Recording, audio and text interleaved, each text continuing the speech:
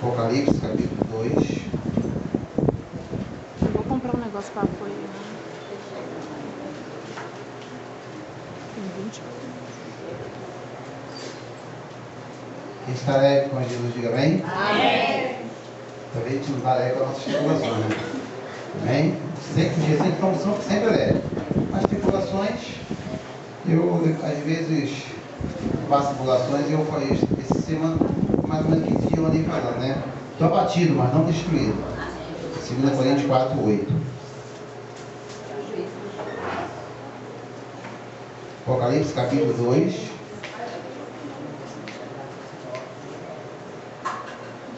Versículo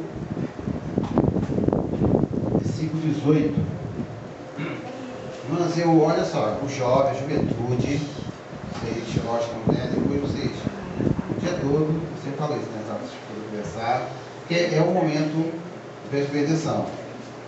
Nós vamos examinar a palavra de Deus. Então, eu preciso da atenção de vocês. Hoje, eu vou estar pregando o dever do pastor. Amém? E muitas das vezes o dever do pastor, o pastor não cumpre tudo aquilo que ele tem que cumprir. Você sabia disso?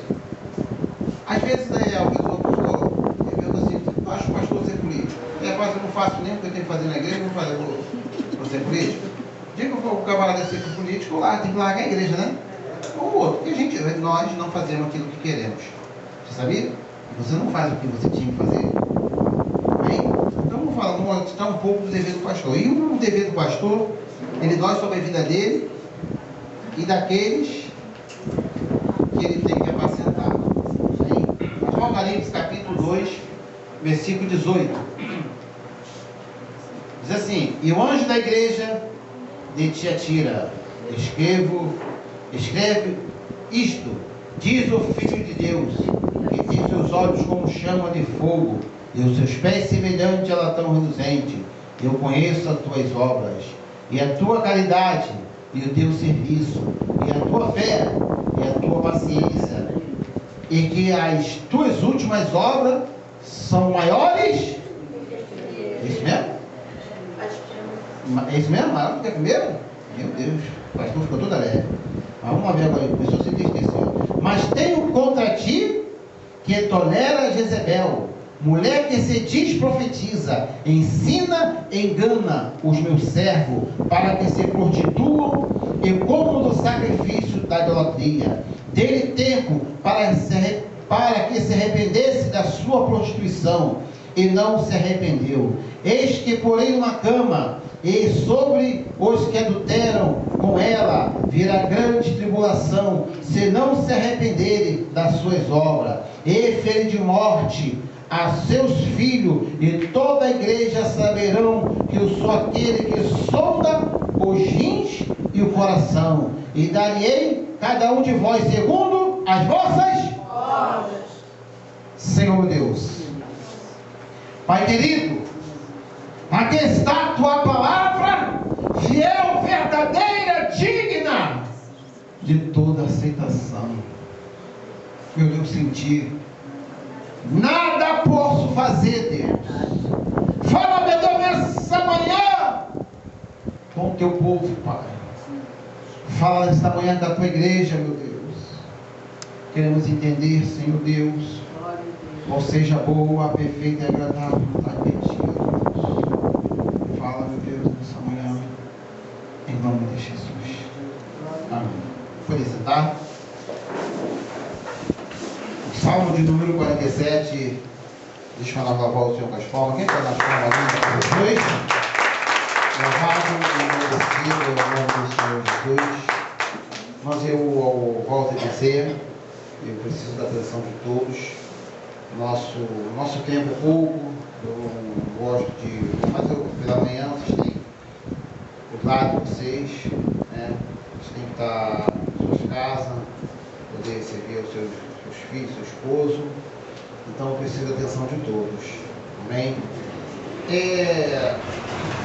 Alguns estudiosos, quando fala sobre Jezebel, nos contam uma história que era uma profetisa que tinha na Ásia, e ela profetizava e ensinava, né, ao povo se prostituir.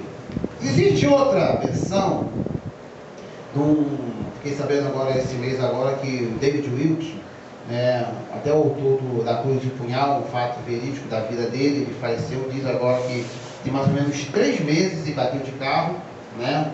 Eu li os livros dele, Tocar em Posição, David Wilson exorta da igreja, e vários outros livros, né? Então esse homem, a história desse homem, um pastor dos Estados Unidos, uma coisa muito linda. E ele, num dos seus livros, David Wilson exorta da igreja, ele fala que, como fala sobre Jezebel, aqui em Apocalipse, ele fala sobre falsa doutrina. Eu acredito nisso. Eu até acredito também que havia uma profetisa naquela época que ensinava para o povo se prostituir, porque naquela época havia os deuses que se adoravam, como Apolo, Afrodite, vários outros. Uns deles tinham 1000 prostitutas em volta no seu templo e se prostituíam perante aquela grande estátua. Tá vendo? Então você veja bem, eu quero te chamar a atenção para que você saiba o dever de um pastor. O pastor, de repente, aqui nós estamos juntos, muito bem, estamos tudo unidos, mas de repente eu posso, de uma hora para outra, nós se tornarmos grandes inimigos. E a Bíblia fala sobre isso, em Mateus 24, no versículo 10, diz que naquele dia uns aborrecerão uns aos outros. 2 Timóteo, no capítulo 3, diz assim: sabei disso, que nos últimos dias serão dias trabalhosos, porque haverá homens amantes de si mesmos, soberbos, blasfemos, mais amigos do direito do que amigos de Deus. Eu sempre, nas minhas pregações de Santa Ceia, eu falo sobre a natureza humana. Você, eu, nós temos uma natureza, diz em Efésios no capítulo 4, versículo 22, diz: ao ponto trato passado, despojei do velho homem que se corrompe pela concupiscência do engano, e renovei-vos do novo homem que, segundo Deus, é criado em verdadeira justiça e santidade. O novo homem, ele é nascido de verdadeira justiça e santidade. O velho homem, que nós sepultamos ele no batismo, e quando nós aceitamos a Cristo, ele se corrompe. Ele todo dia, ele quer te dar um abraço, ele quer permanecer na tua vida, e esse velho homem, ele se corrompe pela concupiscência do engano. O velho homem, ele só inclina para o mal, diz em Gálatas, no capítulo 5, versículo 16 e até o 25, diz: para que andeis em espírito, para que não cumpra a concupiscência da carne, porque um se opõe contra o outro. E no capítulo 4 de Efésios, Paulo escreve para aquela igreja. Ele diz: escrevendo para aquela igreja, rogo-vos, irmãos, eu, o preso do Senhor, que andeis como digno da vocação a qual forte chamado, com toda humildade, mansidão, longanimidade, suportando vós uns aos outros em espírito, num só Deus, num só Senhor, num só batismo. No versículo 12, em continuação, ele diz assim: o mesmo que subiu, o que desceu às partes mais baixas da terra, ele levou o cativo, o cativeiro, e ele deu dom aos homens, querendo o aperfeiçoamento dos santos, para que os santos venham chegar à estatura de varão perfeito. Deus, ele não quer que você, a partir de hoje, não seja essa mesma pessoa, mas ele quer que a cada dia você venha mudar. No livro do Provérbios, no capítulo 4, versículo 18, diz que a vereda do justo é como a luz da aurora, que vai brilhando, brilhando, até ser dia perfeito. Se nós não se aperfeiçoarmos a cada dia, está acontecendo alguma coisa errada em nossa vida. Você precisa se aperfeiçoar, você precisa pegar maturidade, você precisa superabundar em amor e em espírito na sua vida. Se não está acontecendo isso, está acontecendo alguma coisa de errado em sua vida, na minha vida. Nós precisamos abraçar essa verdade e nos enchermos do Espírito Santo, como diz em Efésios no capítulo 5, versículo 18, diz: e não vos embriagueis com vinho que é contenda, mas vos enchemos do Espírito Santo. Paulo, ele diz que Deus chamou uns para doutores, pastores, apóstolos, querendo o aperfeiçoamento dos santos. Deus, ele quer o seu aperfeiçoamento. E dentro de uma grande casa, de uma igreja, ainda que seja pequena, 2 Timóteo capítulo 2, versículo 18, diz que numa grande casa não há somente vaso de ouro.